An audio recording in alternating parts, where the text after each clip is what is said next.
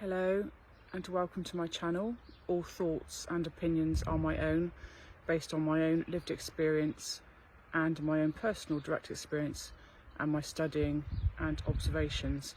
So I'm not a medical professional, but I do have a lot of experience of the special needs journey. So this one is how to get an ADHD diagnosis. It can be quite tricky.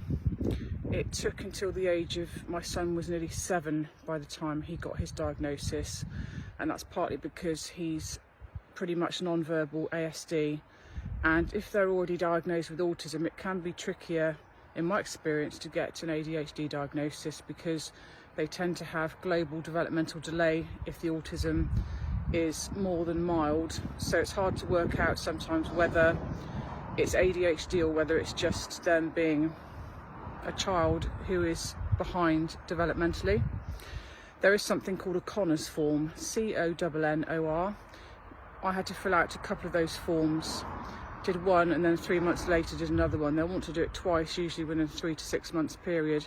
The school has to fill out a Connors form as well. So one of the key things they're looking for when they're diagnosing ADHD in children, are they the same in the school environment pretty much as they are at home?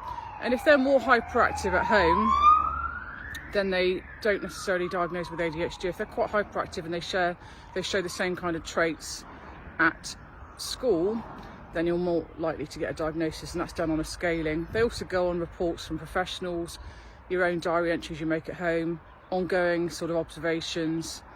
And then when they get diagnosed with ADHD, you can have medication, but that can be a contentious subject. The authorities don't really like giving medication, and sometimes the side effects outweigh the benefits, but not always. That's another discussion. But basically, for a child, the ADHD diagnosis is achieved through observation, sometimes using a Connors form, which is done in conjunction with the school, and your own observations. And sometimes there's an ADHD nurse that sits within the paediatric system within the NHS, and that was the case for me. As an adult, I didn't think I had it until social services were convinced I did have ADHD, and I got diagnosed at the age of 46 last year. No, I was nearly 46, it was the year before last, it was about a year and a half ago. And I didn't know I had it, and the NHS rejected me, so in the end I had to pay monthly and go private because social services were so sure that I was ADHD. And as it happens, after having a consultation which lasted nearly 2.5 hours on a video call, and lots of paperwork and lots of questions and lots of forms to fill out, and going back and looking at school reports, of which I didn't have but I could remember a lot of it, they diagnosed me as having severe ADHD. And that's the thing, women can be much better at masking the symptoms than men.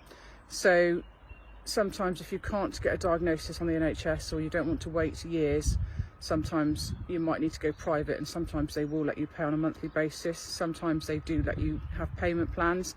Even if that's not clear from their website, it's always worth asking. You know, if you don't ask, you don't get. And obviously I don't want to focus on my diagnosis. I don't want to, but it was still useful to have it. I pushed back against that for ages because I was convinced I wasn't.